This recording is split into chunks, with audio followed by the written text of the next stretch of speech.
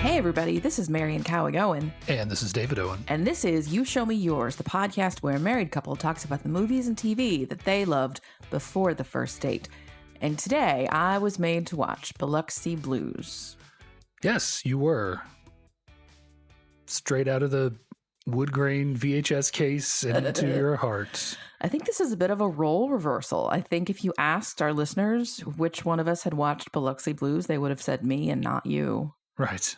Because I was surprised that you had watched it and you were surprised that I had not. But here we are. Well, as I've said many times, when you live in a holler and you can get 3 channels on a good day, on a bad day when you can get 1 channel, you watch whatever's in the VHS case. Yeah. And so thus this movie was watched a couple of times during my youth. I was probably 12, 13 maybe, I would guess. Bored on a Saturday. Well, it's based on a play, so that makes it the fine arts. So it's educational. As far as I'm concerned. Yes. So if you are unfamiliar with Biloxi Blues, it is based on a Neil Simon play, somewhat autobiographical. I'm not a Neil Simon guy. Odd Couple. Yeah, I don't know much about his work. Apparently this was part of a trilogy of autobiographical plays, semi-autobiographical plays that he wrote in the 80s or something. I think Lost in Yonkers is the other one. And there's another one. I can't remember what the other one is. I don't know. And this movie was, the reason that we're watching this was not on my list. Like before we started this podcast, we both made lists, and my list is still like 30 movies deep. But when we watched last week Working Girl, directed by Mike Nichols from 1988, I remembered, oh yes, Mike Nichols in 1988 also directed one of my movies from my youth, The Biloxi Blues, and here we are. He's got a diverse filmography, that Mike Nichols. Yes, indeed. So that's it. This isn't, I wouldn't put this up there as a movie that was highly influential or anything like that, but it was a movie that it was one of the first movies I watched that wasn't and enjoyed, that wasn't like a mile a minute. Yeah. It wasn't an action movie. It wasn't an over-the-top comedy. I was able to watch it and enjoy it for the story that unfolds and the characters and the comedy. Were you like, ooh, this is a movie that grown-ups watch? Kind of, but I was also like, hey, Ferris Bueller's in this movie. Oh, yeah. So that's pretty cool. And somebody has sex, so, Yeah. The basic outline of the movie, it's a pretty simple plot, as are most people go to boot camp movies. Our main character, Eugene, goes to boot camp. And he's from New York, and he goes to boot camp with a wild cast of characters. And they encounter a strange and odd and sadistic sort of drill sergeant character named Toomey, played by Christopher Walken brilliantly, and hijinks ensue. It's some of it's about the dynamics between the characters. Some of it's about how sort of commentary on the military. Yeah, commentary structure. on the military. Yeah, and a little bit of it's about some societal issues. Eugene and another of the recruits, Epstein, they're both Jewish, and there's a little bit of back and forth about that. There's some stuff about homosexuality. Again, this is set in 1945. So, there's a little bit of society stuff in there. So, yeah, it's an interesting movie top to bottom, but I said before we watched this, it's funny like a play is funny. It's a comedy like a play is a comedy, which is to say it's not laugh out loud, mile per minute. Like there are laugh out loud moments. The humor is a little more intellectual. It's a little more, it's not quite the line I love from Raising Arizona. That's why they call it a way Homer. It's not like that. It's not like you get it later, you laugh at it later. Yeah. But it's a little bit of quick wit, and that's why I always like describing this movie is a little bit like I tend to say it's a little bit like Ferris Bueller Goes to the Army. Yeah, because Matthew Broderick, who plays Eugene, is bringing that Ferris Bueller quippage with him. Like there are even moments where he doesn't look at the camera and make a joke, but he like looks off at someone else and makes a comment. The and voiceover it feels very, yeah. and sometimes there's voiceover. Yeah, it feels very Ferris Bueller. Well, and I was going to say he's got that Ferris Bueller nervous energy, but then it strikes me as Ferris Bueller isn't really supposed to have nervous energy. That's just Matthew Broderick being Matthew Broderick. Yes, so, exactly. Back to, the ragtag group of people in the platoon. It occurs to me, have we ever seen a war movie where everybody in the platoon had the same background, where everybody's like, oh, where'd you go to school? Oh, PS23. Oh, me too. Hey, do you know? Oh, yeah. Everybody's always there's one from Manhattan and one from Queens and one from Chicago, one from Florida, and a cowboy, and and it's like a set. Yeah, I wonder if that's intentional. I wonder if it's intentionally diverse like that. When they assign people to their platoons or whatever, if they are intentionally like, well, we're not pulling, like, this is not or maybe in the 40s it was, I don't know. This is not everybody from this one base in this rural area of Pennsylvania. Oh, So if the whole platoon is killed, we distribute the risk. Oh, yeah, that's that could be. But yeah, I wonder if that's what it's like. It's like, well, when we bring them all from all these different places and we put them together. Like you hear a lot about people talking about their experiences, especially around World War II, being trained is, you would get drafted and you'd go to your local place and they'd ship you off somewhere to be trained, and so I wonder if it's intentionally diversified like that. It's like the real world. Right. It's not only for comedy effect. 16 guys picked to live in a barracks and find out what happens when people stop being polite and start getting real and getting drunk and aiming guns at each other. Yes. Yeah. So one of my bullet points I think we already covered was comedy in quotation marks. And I mean, this movie is funny. There are a lot of funny lines. There's a lot of good delivery. There's a lot of good interplay, but yeah, it's not going to make you laugh. Laugh a minute. It strikes me as the kind of comedy that you snort laugh at, and not where like you laugh so hard that you can't catch your breath. Yeah, but it's weird because we've talked about this with some other movies. Like, I don't know how to categorize this movie otherwise. Like, the streaming services categorize it as a comedy. It's not a comedy. Right. It's not a comedy in the same way that like The Mask is a comedy, or like an Adam Sandler movie from the 90s. Yeah. But it's comedy is clearly the intent. But it's got a lot of serious stuff going on too. And, so it does have drama, and it's got, funny situations, like Eugene goes to a prostitute to lose his virginity, and it's just an incredibly awkward scene. And you're not necessarily laughing out loud the whole time, but the whole thing is funny. You're like cringing and giggling at the same time. Yeah. And of course, she's the hooker with a heart of gold type, played by Park Overall, which I don't know if anyone remembers her, but great. She was the oh my gosh, she was on a sitcom or something, right? What was it? It was the guy who was a doctor, and he had two daughters that lived with him. She was his secretary, and it was a spinoff of The Golden Girls, and I cannot remember what it's called. Empty Nest. Empty Nest. Yes, that's it. Yeah. She was. Except I think both of the daughters lived with him. So he somehow, didn't have it because they were both whiny in their own way, but. And she's just got this unforgettable, great, deep, raspy Southern, delivery. She could not play anybody who's not from the South. Yeah. There's a lot of, well, honey, sort of type of stuff. Like, you could not. But and that whole scene is extremely awkward. My favorite part of that scene is how when she calls him over and when he's going to sort of get in bed with her, there's a lot of like him up on his tiptoes, like moving his legs around. What are you doing? Like he's just, he's not figured out how to like. Do they do it differently in Mississippi? I don't. I just think it's like he's not figured out what he's, and it's it's in a lot of ways it's sort of like a endearing sort of portrayal of this just like completely clueless virgin. Yeah. But he's like, he doesn't want to like put his weight on her, so he's like shifting his weight back and forth between his legs. Like he's kind of doing like the triangle pose, where he's got like his arms down and his feet planted and his butt in the air. Yeah, he looks like he's doing some weird yoga pose. It's hilarious. Yeah.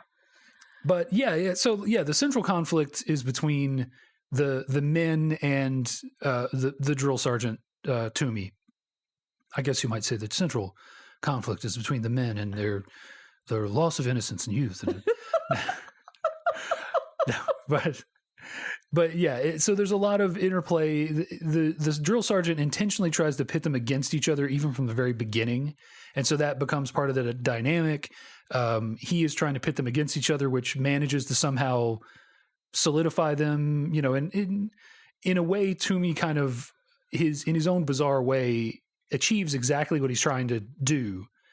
He's trying, he explains at one point, I'm trying to save these guys' lives. Like I'm not, because Epstein is constantly clashing with him because he has a difference of opinion over how you can motivate people.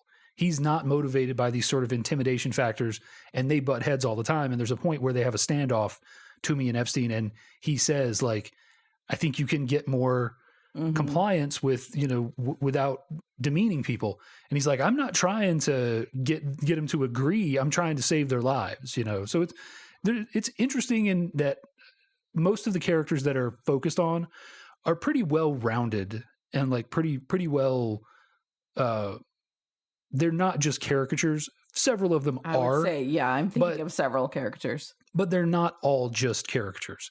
Yeah, and I think the interplay goes pretty well back and forth between them. Well, I don't know. Having limited experience with actual military drill sergeants, I only can compare this to ones that I've seen on film. And your prototypical drill sergeant is R. Lee Ermey from what was he? Is it Full Metal Jacket? Yeah. So any other drill sergeant, I'm just like I can't even. I'm like, did Walken not have enough caffeine this day? Like he's not nearly bombastic enough for me to really buy it. He's just weird. Yeah, and he has very particular ways of doing things, and he's not he's not the yell in your face all of the time drill sergeant. Like he's got other tactics that he employs, most of which are sort of these subversive type of trying to pit them in against each other. Very early on, he tries to single out Eugene, the main character, by making everybody else in the platoon but him or the company, I don't know, whatever, do push-ups. Yeah, I think that's a common, punish the group because and then I guess it's everybody eventually learns to get in line and never screw up ever because your peers will punish you far worse than your superiors could. Right. The idea is that, and he even says it, that if he can't get through to them, he hoped that his barracks mates would. So I mean that's kind of the idea that that this sort of behavior will correct itself, because not unlike have you seen Full Metal Jacket? I have, but it's been a long time. Well, so the platoon attempts to correct behavior of Private Pyle in that movie. Is that Vincent D'Onofrio? Yeah. Okay. That doesn't go well, if I recall. No, in that case it doesn't, but the desired result is not achieved, but the desired effect happens. Well, also in A Few Good Men, it didn't go well. Like, I feel like this tactic, have we done the cost benefit analysis on it? It seems like quite often it results in death or madness. Yeah, maybe all of these movies have a valid point that it doesn't work. That's not the best. Yeah. Well, again, I was never in the military. I have family members who were, but I think they were like they did their required service during Vietnam and then they got out ASAP. So I'm not familiar with sort of the military, I don't know, ethos.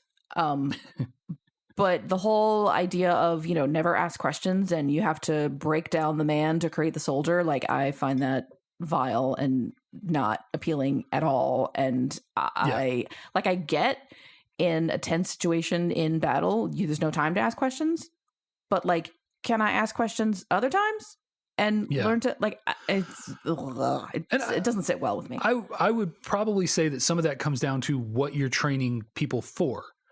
In this case, they were training people to go die.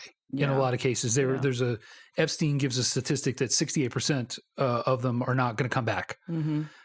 So 68% of the men in this room are not coming back.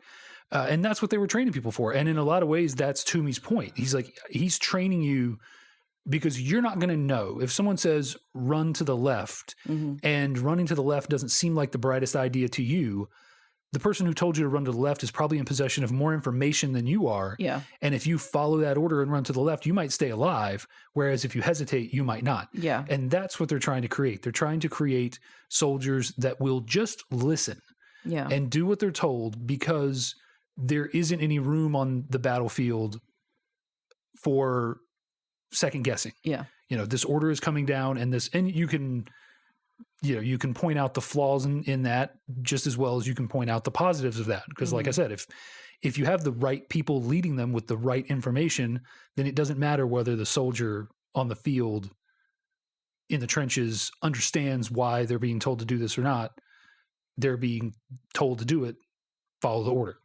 Well, I think there's a difference, though, between follow your platoon commander's orders all the time and do what he says every minute of the day.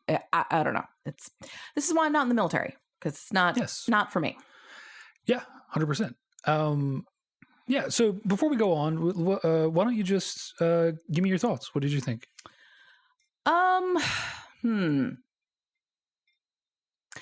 Knowing that this started as a play, it's hard for me to really assess it, because I feel like there must have been some stuff cut out of the stage version. And I feel like that is probably a lot of what made this better. Like, this was just kind of it was a little bit limp. Like, there wasn't really a climax. And I thought what climax there was just sort of weird. And like, again, the drill sergeant is like not bombastic enough to be an antagonist, but he's not like an anti-hero. He's not like, I don't even know what to think about him. There were, whenever I know that something has been a play, I always kind of watch and see, are there scenes that were transformed well to the screen, or are there scenes where it's clearly like super stagey? And I was thinking, there are several scenes where they're in the barracks and the bunks of like the main characters are all at one end and they're opposite each other. And I was imagining, how do you do this on stage? Probably they were all in a row, Oh yeah.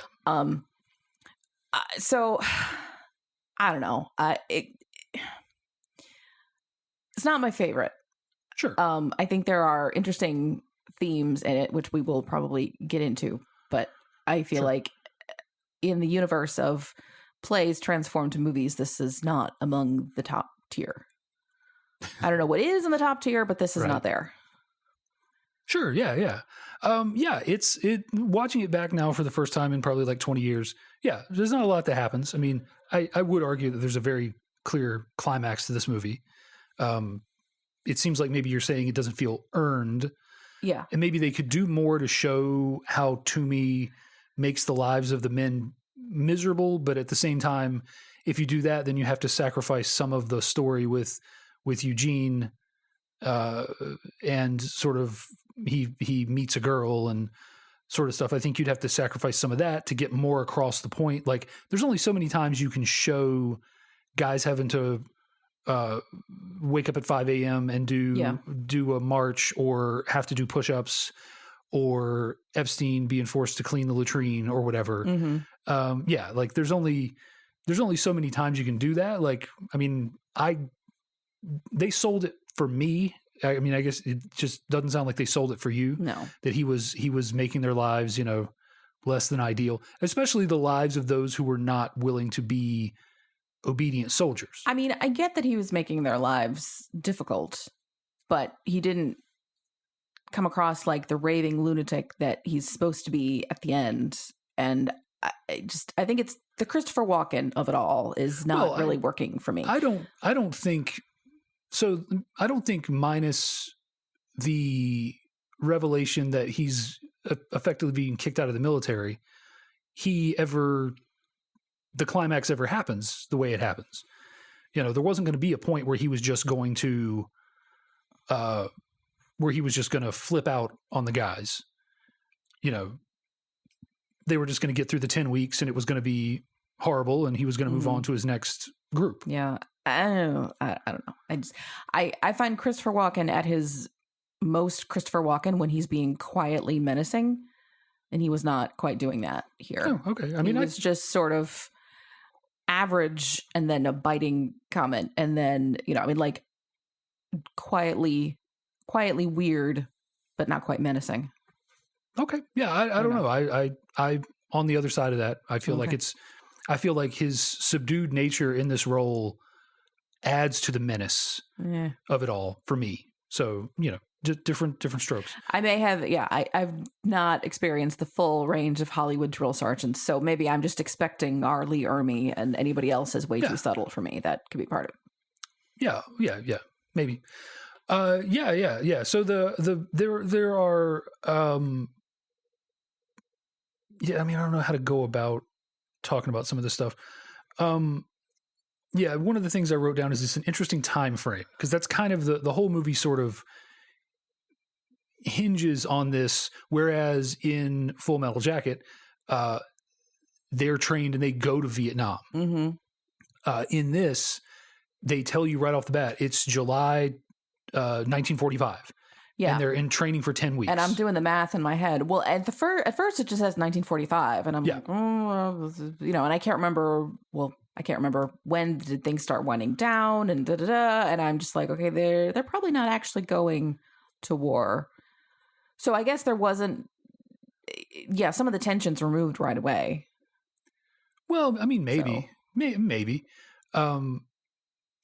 But it's by the end of the movie, the blow off is we were on our way to the Pacific Theater and then the war ended. Yeah. I think he says at the end something about, I forget what the exact actual words are, but it's something about like he's got survivor's guilt, which I think is an interesting thing. Like you can't even say, oh, I was in combat. Yeah. Yeah. You get that a lot, I think, especially or you see that expressed a lot in media, in books, memoirs, by people who survive, but also I'm sure by people in this sort of scenario, like they were essentially being trained as more fodder for the war. Mm-hmm. There's even a scene in the movie where they're watching a movie and a newsreel comes on and they're basically shown soldiers' bodies being brought back. That was like, fire that person. That is not, that's like... So I used to work for a company that did, among other things, put magazines together for the in-flight magazines for airlines, which I don't think are a thing anymore. For sure, since COVID, they don't do that. But also, they would put together the movies to be shown on the airplanes, and some of them they would edit for content and various whatever. And there were some movies that could not be shown on the plane because they show a plane blowing up. Yes. So that's like putting, one of the 9/11 movies on the in-flight menu for like, do not do that. That's not a good idea. There's a reason you've never seen Die Hard 2 on a plane. Right. Yeah. But I imagine that you see that a lot. Like these guys were basically being trained as fodder and told that most of them weren't going to come back. And then they all got a free pass. And he says, that he had guilt for the ones that came before him. Yeah. Well, and at the beginning, he's talking about that was the last good war because we knew what we were fighting for and we could believe in it. And I was like, and this was made in 88, and in the I think 25, 30 years since then, it hasn't changed. We haven't had any better wars. Well, like we're still. It would have been written post Vietnam. Because I'm pretty sure the play was written shortly before the movie. So it would have been written post Vietnam. So he's clearly talking about Korea and Vietnam. Mm-hmm. Yeah, and he's saying, like we were heroes. People cheered us, and we knew what we were fighting for. And it's funny to look now. 30 years after this and see like, yeah, we still haven't fought another good one. No. Still not. Like, we're still not the good guys in any of these conflicts. You know what's kind of funny? Like, I know, I think the U.S. and a lot of other countries have said we are not getting involved in Ukraine. At least we are not sending troops. I feel like if we did, that would be a good war. We would be the good guys. We would know what we were fighting for because everybody is so clearly on the side of Ukraine, which... Well... part of me is like, well, it's got to be more complicated than we realize. But we could do that. We could be the good guys, and we're not. And not that I want us to, but it's interesting. Like, that's an opportunity to be in a quote, a good war that we're passing up. I do think there is a point to be made that, even that, which seems so cut and dry. Because, deposing Saddam Hussein seemed pretty cut and dry. Well, yes. It seemed like getting rid of the Taliban seemed pretty cut and dry. Yeah. But the mission did not resolve to our favor, even though the original intent might have been good. Well, where you can argue about how we got there. Everybody loves Zelensky because he does these live streams and he's Churchill in a t-shirt, but I'm sure he's got some skeletons somewhere. Oh yeah. Well, that's what you will often hear the robots on the right arguing. It's corruption, blah, blah, like, yeah, but, if two people are fighting and one of them is a known degenerate gambler and the other one is a mass murderer, and you come to the aid of the scammer and gambler. Yeah. The lesser of two evils is still lesser. Right. Yeah. Yeah. Like, But anyway. This was the good one, and they don't make wars like this anymore, etc. And it is it's a very, the time frame is very interesting. I wonder if there are Vietnam era movies about the same thing. That would be interesting. Have to be. Yeah, that would be interesting to see. But like there is a lot that happens in this movie, despite it being set in kind of, certainly in one city, but in only a couple of different places. And there's a big cast of characters, and that's where a lot of the stuff comes in. We can briefly just run down the characters, because one of the aspects of the story is that Eugene is a writer, and he writes about all of the people. And there's a moment where they find his journal that he's been writing about him in, and it's read out loud and people get offended and yada, yada. If you've seen Girl Interrupted, same thing. Sure. Like, I feel like this is a common trope in many. If you have a writer character who's keeping a diary, at some point that diary has to be read aloud. Chekhov's diary will be revealed. Right. Yes. And so the characters, the secondary sort of antagonist is Wachowski, of the Polish persuasion, who is he makes a joke about him being Polish, himself being Polish. Just like of the Polish persuasion. That's from Raised in Arizona. All right. The gentleman of the Polish persuasion. Okay. How many Polacks take to screw up a light bulb? Oh, wait, I told it wrong. Hang on. That's callback, folks. That's what you call a callback. The first episode of this podcast. Yeah. So he is a meathead, great, and it comes out that Eugene thinks, despite him being an animal, as he calls him, he's the best soldier amongst them, and that he will make a good soldier and probably even win a Medal of Honor. Which I feel like is not meant as a compliment, even though the guy takes it as one. Right. But because that's his aspiration. Yeah. He aspires to that, and Eugene has told him just that. In fact, that's kind of the thing that stops the whole situation with the diary. Yeah. Is once Wachowski reads that Eugene thinks he's going to be a hero, he's like, this is all right. Yeah. What I think is funny, the epilogue, they tell, what happened to all these guys. That guy ended up being a high school football coach in upstate New York and has 6 kids and something else. And he's weighs 280 pounds, which I thought that was like, okay, can we not with that? But there's been the joke that he has a stomach made of iron, and like he eats candy bars, including the wrapper, we see him eating bones and all that stuff. But I was like, the high school football coach, that's 100%. I absolutely see that. They also make the joke that he has 2 ulcers. That's it. There at the outro. That's it. Yeah. And then his sort of lackey is Selridge, who doesn't have a lot of character other than he is the lackey of Wachowski, and like he is totally the yes man. Like when they're going up the stairs to visit the prostitute, Selridge is like, "Oh, we should flip for who goes first," and Wachowski's like, "I'm going first." He's like, "Well, yeah, of course. I meant like who goes after you first after you." It's so funny. He's like the little dog that follows the bigger dog around and is like, "Yeah, Spike, yeah." And then there's Carney, who is he's in the movie a lot, but doesn't really do much. No. But he's just sort of like a solid guy. And what is his epilogue? He taught first grade and never married. And he sings. That's his thing is he sings, and even including in his sleep. Yeah. And he wants to sing at Carnegie Hall and all this sort of stuff. Yeah. And he never married. He's a first grade teacher. And the biggest slight that Epstein has against him is that he doesn't seem reliable, in a pinch.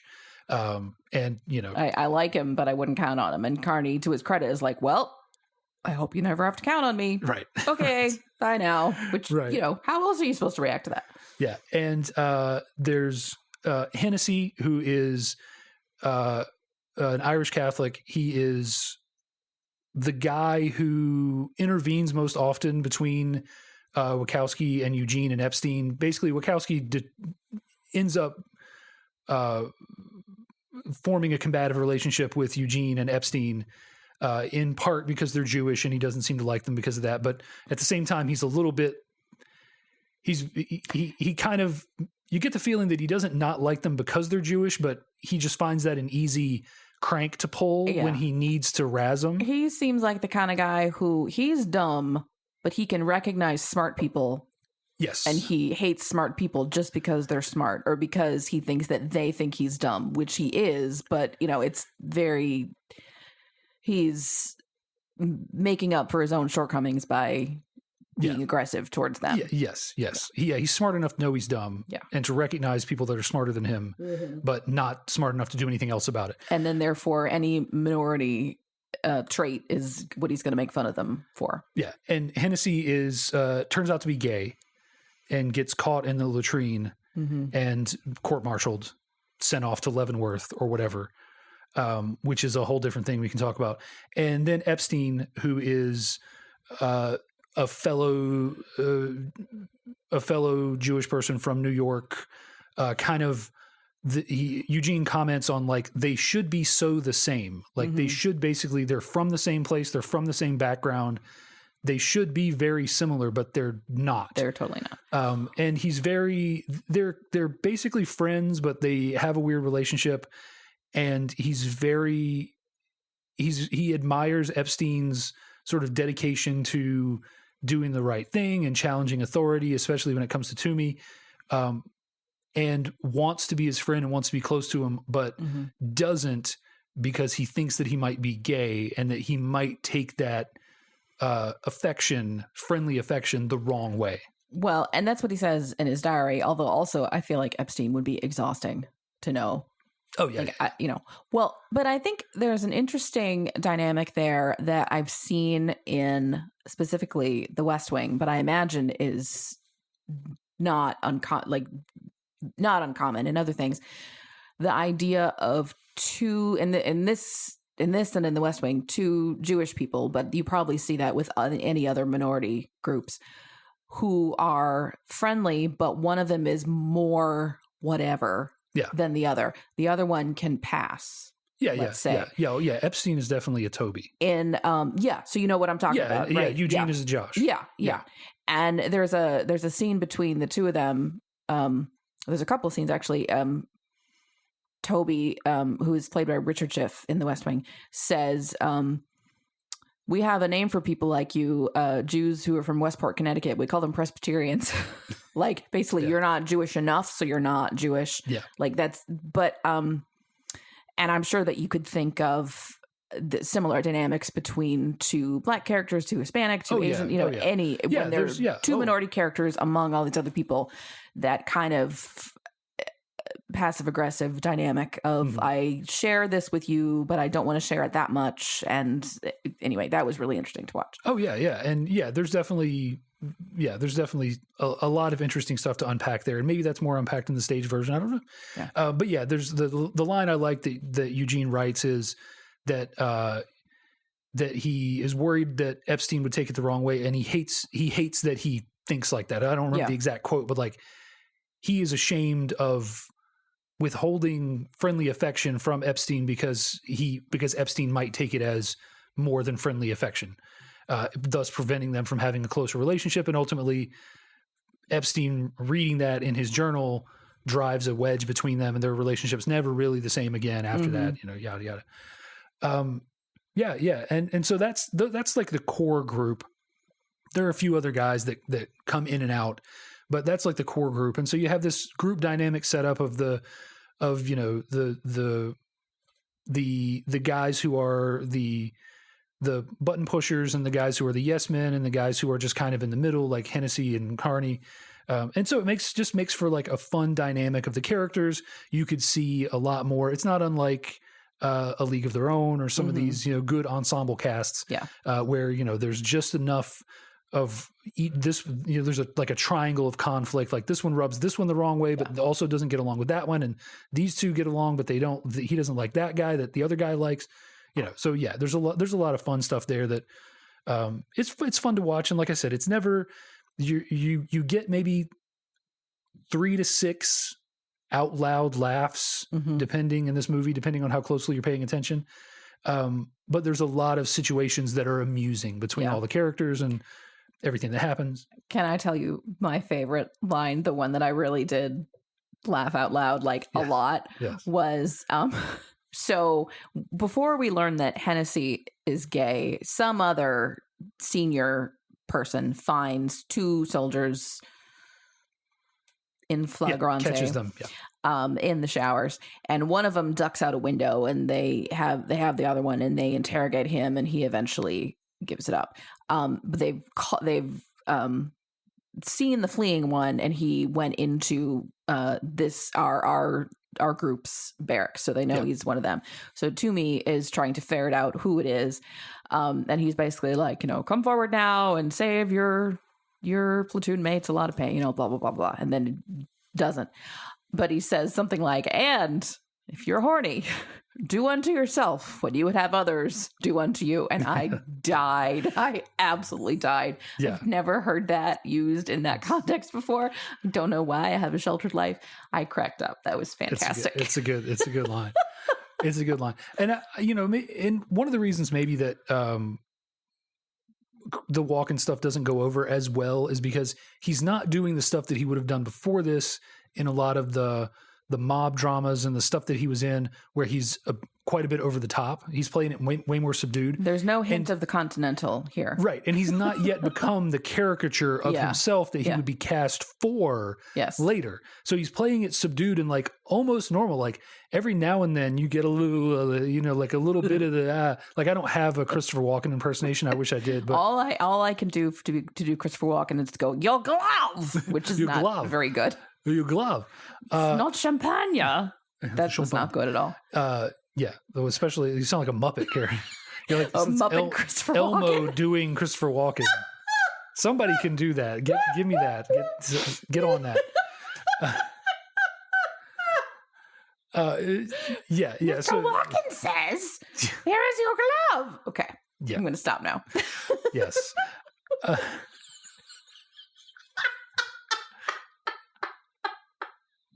right. Keep talking. Taking a whiskey break while you do that. There's not a ton more to talk about. We'll talk about some of the themes that the movie goes over. But I will talk briefly about the 2 female characters. We already talked about Rowena, who is the prostitute that Eugene loses his virginity to. They go to meet her, and she's very as a character, she gets 5 minutes of screen time, but is just super memorable. Yeah. This is the kind where, someone will get nominated for an Oscar and then you're for a supporting role and you're like, they were on screen for 90 seconds. How did they do that? Well, this is how she's very, at the same time, she's very businesslike, but she's also very nurturing when it's called for, which not that I am picking prostitutes for my first time, but I'd like to hang out with her. Yes. Not in a sexy way. Yeah. But yeah, and she's great. She mentions that she sells perfume and hard to get items like black panties. Yeah. And he says, do you have men's clothing? Yeah. Their and whole she says she met her husband. Her husband was one of her best customers. Still is. Yeah. And he says, you charge your husband?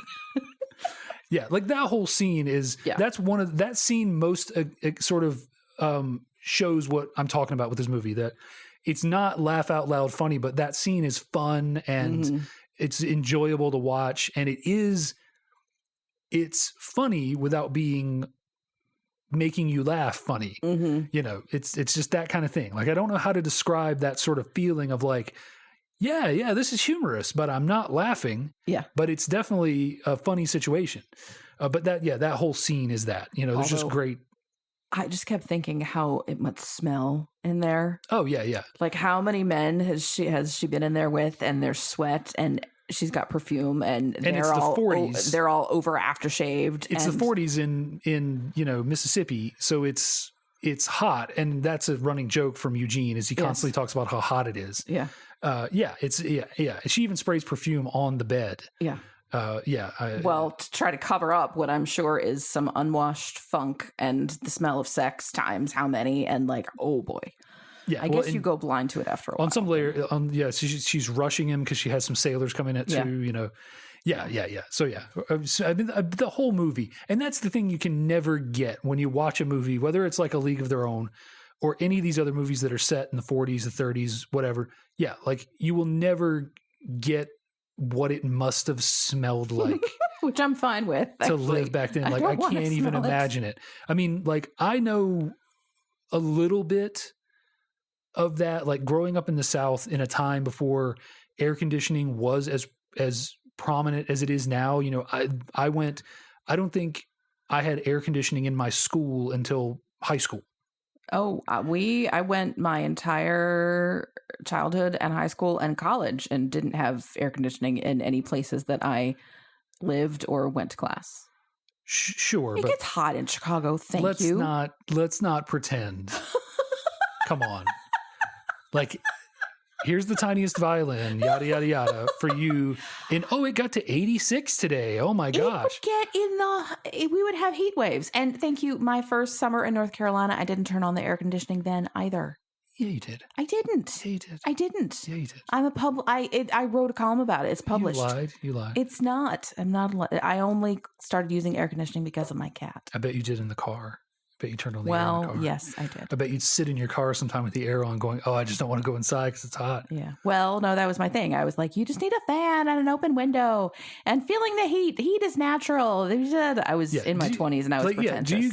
Do you get how, like, did they publish that? They did. They did. Like, how that is, like, as the kids say, so cringe. Like, some 20-some-year-old from Illinois coming to the South and telling us, you don't need air conditioning. You're fine. Well, I wrote this after having done a full summer. So, however, I then, years later, wrote about my older self looking back at that and going, oh my God, I was so stupid. Yes. Quite. Yes. And the ending the ending of the second column was something like, summer heat is real, but you know what's also real? Heat stroke. Yeah. Yeah. Yeah. Anyway. Smelly in the 40s because everyone was sweaty. Yes. Rowena's great character. And the other female character in this movie is Daisy, which is a college age? Hard to tell. High school girl. She goes to a Catholic school. I feel like I wouldn't send high schoolers to go party with a bunch of GIs, so I'm hoping it's college. Even though the nuns were there watching them like hawks. Yeah. Daisy, who he meets after losing his virginity at the USO dance. We're talking like an hour after. Like right after. Yeah. And meets her and falls for her and then starts spending his weekend passes going a few towns away, Gulfport, wherever, whatever that is in relation, and visiting her, and they do a whole sort of very cheesy, idyllic sort of, they row in a boat, and, it's all very respectable. They drink milkshakes at the soda fountain, and all that sort of stuff. It's a clear virgin whore dichotomy. Oh, yeah. I mean, yeah. But dancing, and she says, "Oh, my name is Daisy," and he says, "Oh, that's the name of one of my favorite characters in literature," and she says, "Oh, Daisy Miller or Daisy Buchanan," and I was like, if a man tells you his favorite character is Daisy Buchanan, run. Daisy Buchanan is a simpleton, and Jay Gatsby destroys his life over her, and she's not worth it. But his favorite character is Daisy Buchanan. Like, that's not a good sign. Also, as the kids say, red flag. Yeah. Red flag. Yes. Yeah. Yeah. I don't know about Daisy Miller. I don't know if that's any better, but I don't know. Have you? Who is Daisy Miller? She's in a book by Henry James, which I've never read. We'll get on that. So, well, you didn't have many options. For Daisy? No, for Marion. For, you know, oh, yeah, what's we could have made Marion Sure. the librarian. Sure. I don't know who else. There's not many Marions. So you were spared that. Was I? Okay, sure. Yeah. If you had asked me what was my favorite Marion, I would have been like, the one from Robin Hood, I guess. Yeah. Maid? Yeah. Marion? Anyway, this Daisy does not mind being compared to Daisy Buchanan. So for whatever reason. Yeah. So that's pretty much like, those are the players, and there's various versions of various interactions between them all. And like I said, if you wanted to get more stuff going about the any of the making out Toomey to be devious and all the sorts of stuff, you would have to drop some of the Daisy stuff. You'd have to drop some of the stuff, the more fun stuff, the humanizing stuff. And like at a certain point, like this was also written, the screenplay was written by Neil Simon. So you assume, maybe sometimes wrongly, you assume that the writer of the original source material is the best one to write the screenplay, but oftentimes that is not true. No, because they have a hard time giving up their favorite parts, or at least certainly I would in that situation. And at some point you've already had to trim to get through to the final version of a play, and now they're asking you to trim even more when you probably feel like I've trimmed as much as can be trimmed. Clearly, there's no more to be trimmed. But probably the last thing to hit on, there's a couple things. One that I think is probably pretty quick, maybe a little more for you than me to weigh in on. When Epstein is commenting on Eugene, I really like what he says about, this is after everything's come out, when Eugene has been, his writing has been read aloud, his private journal has been read aloud, and Epstein sort of makes what he would write in his journal about Eugene if he had one, which is that he's never going to be a great writer at his current rate because he just observes. He doesn't participate. He never picks a side. That he's fine to sit back as Wachowski and Selridge turn the screws on Epstein because he's not the target, and he even says as much. But he's not participating. He doesn't have any stake in any of the things that he's observing. That he's just watching, and he's not experiencing these things. He's documenting them in sort of a hollow way because he's not actually got anything at stake. Yeah, I don't know. I don't know if that. Whoa, cat interference. Hang on. All right, we're back. Yeah, sit down if you want to sit down. There we go. Okay, she's sitting down. She's fine. As long as I pet her, she'll be fine. I don't know if I think that's necessary to be a great writer. I mean, it depends on what you define as a great writer. I think that's necessary to be a great human being.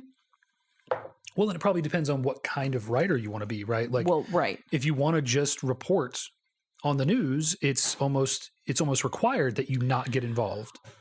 Yes, although you and I have talked about this over the last 5 years. I think mainstream journalists have had to change their tack a little bit, going from objectivity at all costs to, oh my God, no, Trump's lying. Yeah, Trump's a sleazebag, and like it's okay to say that because a rational person would agree with that. So we're just going to say that, you don't have to do both sides. I think the notion of what to do to be a great journalist or a writer from that perspective, that has changed a little bit, and you can get involved in the fight, but it's tricky. For me to figure out.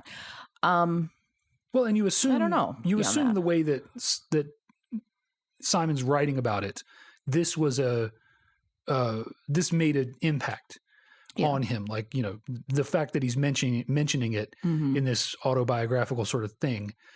Like you've got to have some maybe you've got to have some skin in the game, or you've got to stop writing about the experience and live it and have it. For some reason, this also reminds me of, you've seen Gandhi, right? Mm-hmm. The Martin Sheen character, who is a reporter who I think is just sent by his news service to write about Gandhi and what's going on, the independence movement in India. And he and Gandhi become friendly. And he's able to report on what's happening there. And there's a scene where he's dictating scenes of Indian men getting beaten. Mm-hmm. And you could say, well, you're emotionally involved. You can't do that. But that's how he's able to tell the full story. Because if he were just going by the book, you'd get a statement from the crown or the viceroy in India or whoever, and that's it. Well, that's not the full story. So you have to get involved a little bit in order to tell the full story. So anyway, I don't know why it reminds me of that so much, but no, I mean, I think it's true. And it probably was a whether it happened or not, like it happened there, he probably at some point had someone tell him some version of that, whether it was a teacher or a person he knew in life, and probably did help. Yeah. Like if you're going to be a writer, you've got to have some experiences to write about. And if you don't stop writing about the experiences long enough to have them, you don't have any experiences to write about. Well, yeah, I think that might be a more fair take on it, because I think there is value in having a relatively objective narrator. But yeah, you have to have experiences. Yeah. If you're just sitting in a corner taking notes on everything you see, well, that gets really dull after a while. Yeah. Yeah. So I think what you said is probably more on target than you have to get in the fight. Yeah. Yeah. Well, there's not a lot more to talk about. I mean, the most interesting thing I think that runs through the end of the movie, or the late part of the movie, is the Hennessy storyline. Yeah. That's heartbreaking. Yeah. Because Hennessy seems for all purposes to be like a good soldier, and probably going to be very, very good in the war if he has to go fight, and is an honorable dude and stands up for people, and confronts Wachowski on several occasions, calling him out on his BS and all that stuff. But yeah, I think it's a very interesting but very brief look at what it was like back then. Yeah. I think it's hard for you and me, even seeing the scenes here, to really understand what it must have been like for a gay man in the 40s, let alone a gay man in the military. Yeah. There's a brief scene after the one guy is caught in the showers, and whoever it is, the senior person says, "If you wish you had told us what you were and saved us the trouble." Yeah. And that, like, the what you were, just that just makes me cringe. Yeah. Because that's so not that's not how we talk about gay people today. It wasn't even how we talked about gay people in my household 30 years ago. Yeah. About the time this movie was being made. Just it's heartbreaking to see. And I know that I know nothing about the experience, but we don't. The funniest thing that comes out of this stuff is that of all the people, the most possibly most tolerant is I think Eugene and Epstein are tolerant in the way of that they can be, despite Eugene's homophobia or whatever in terms of Epstein. They're like, no, whatever. But Selridge is like, hey, do whatever you want to do so long as you don't try to do it to me. Yeah. Like, which is like a surprisingly sort of pragmatic or whatever view for the time from a guy like that. Yeah. Well, yeah. And I thought that was a foreshadowing for he's who the soldier was. The guy was. Right. Yeah. And I was it was down to him or Hennessy. I mean, the obvious would be that it was Wachowski. But that's almost too obvious. Yeah. The thing about Hennessy is, of course, this is all mostly actors that I don't recognize, but the actor who plays Hennessy looks like somebody who's about that age now. His name's George Mackay, and I forget what he's been in. He's British, but he's been in a couple of, period pieces, that kind of thing. So he looked like him. And so it was like a I don't know. It made that whole storyline more relevant to me, having a face that I've seen in like modern day. I don't know why. That's kind of weird. And that actor, I don't know. All his IMDb doesn't have a photo, which usually means they didn't do a whole lot more. But yeah, it's a good performance. Like, he's a very even-tempered character. Like, the portrayal is good. The best thing surrounding this whole thing, and it's always possible that you read into stuff that isn't there, but after they catch the first guy, they basically say, look, he's going to break. You should just come forward. He's not going to survive interrogation. Like, he's going to break. He's going to tell on you, basically. And so when the guy finally does say who he was with, they bring a Jeep down when the guys are marching, like the whole, more than the actual, than just this barracks. Like, it's the whole platoon or whatever. All the guys. From the whole base, it seems like they bring a Jeep down and they come and arrest him. They have him go with the MPs. And when they're driving away, there's a shot where the camera is on the front of the Jeep, and you can see him riding. And there's just this moment where he's riding away and he just exhales like, like it's over. Yeah. Like, he's been hiding that for so long, and you can just see the weight like being released of like, I don't have to hide this anymore. Like, even if he's going to jail. Which it sounds like he was. Which is what they say. Like, this is what I was afraid of, and now it's going to happen, and now I can stop being scared of it because it's going to. Just however you want to interpret it. It's just a great moment of just exhale, and he closes his eyes. Like, it's just, he's accepted his fate.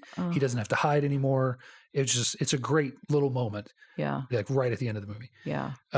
But and there's all kinds of stuff you can talk about with this movie. Like, there's all sorts of homophobia and racism and just the whole nine. And a lot of, I'm sure, more anti-Semitism than you and I are picking up on. Yeah. And a couple of just anti-Black racism too. For sure. And there are no Black characters in this movie, and I don't even know if that was a thing in the 40s. Were they being trained in separate? I think they were still segregated. Separate. So there are none there. Because you hear about the the Tuskegee Airmen. And I think they were Black brigades and battalions and stuff of soldiers that fought here and there. So, I mean, that wasn't a surprise to me when they're panning through the movie theater and I'm like, oh, all these characters are white. They're like, oh yeah, like, of course they would be. Like, even if there were Black soldiers at this base, they wouldn't be allowed in that. They wouldn't be allowed in that theater with all these guys, or they'd be at the very back or whatever. Or they wouldn't be at the dance or anything. That's despite the fact that they were in Mississippi. No Black people anywhere to be found, except for there are 2 Black kids who are playing in the quote unquote rough part of town. Oh my gosh. When they go to the prostitute's house. Yes. And I was trying to see what they're doing. There's like a rusty mattress spring there, and they're jumping on it like it's a trampoline, and one of them is barefoot, and I'm just cringing. Oh my God, you're going to get tetanus. Yes. But I mean, that's Biloxi Blues. Like, this is a movie that I was not, like I said, it wasn't on my list. I'm not particularly attached to it. In fact, I struggled to come up with stuff to talk about. Normally I'm like, oh, I just want the chance to talk about this or hear what she thinks about that, or just say this into a microphone so that it's recorded forever because of how cool this thing is or how influential it was. But this is just one of those movies. It was in the tower, in the multi-level VHS case. And, my mom had a drawer, and her boyfriend at the time had a couple drawers, and I had a couple drawers.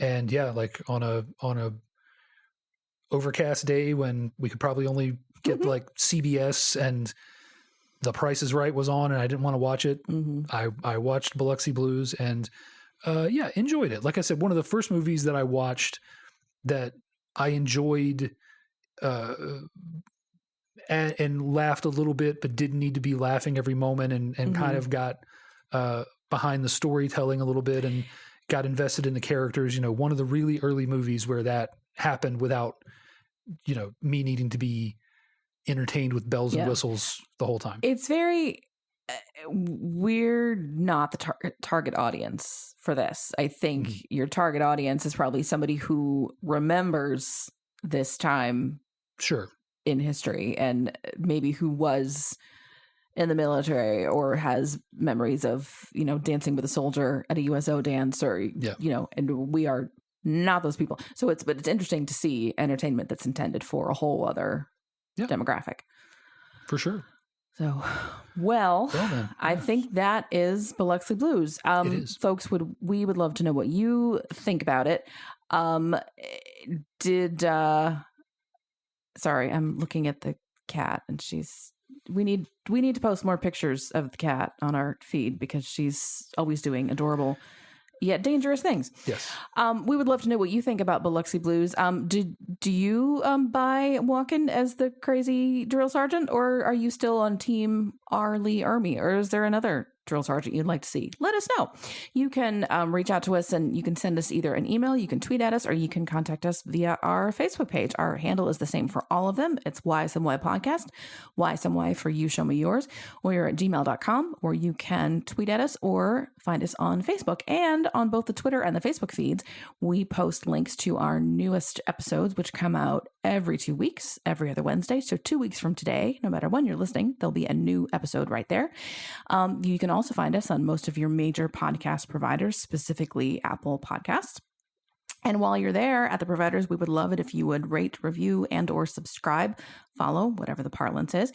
If you subscribe or follow, you'll have our latest episode right in your queue. And if you rate and review, that helps other people find the podcast, which is always great. And, tell your friends. Sharing is caring. Tell them about, this weird movie set in Mississippi. I don't know. And they're talking about it for a while. Yeah, tell people about it.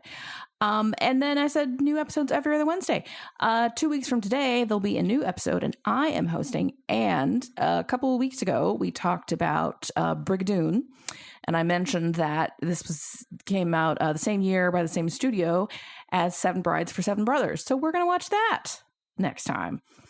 And I'm curious to hear what Dave thinks because it's a time. Is it another one of those? It's another singy.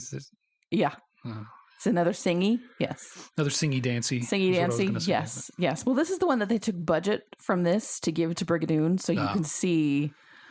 Cool. So it's definitely the worst of the two. I wouldn't say that. Okay. I don't know. We'll talk about it in 2 weeks. So tune in 2 weeks for Seven Brides for Seven Brothers. In the meantime, this has been You Show Me Yours. Thanks for listening. Bye. Bye.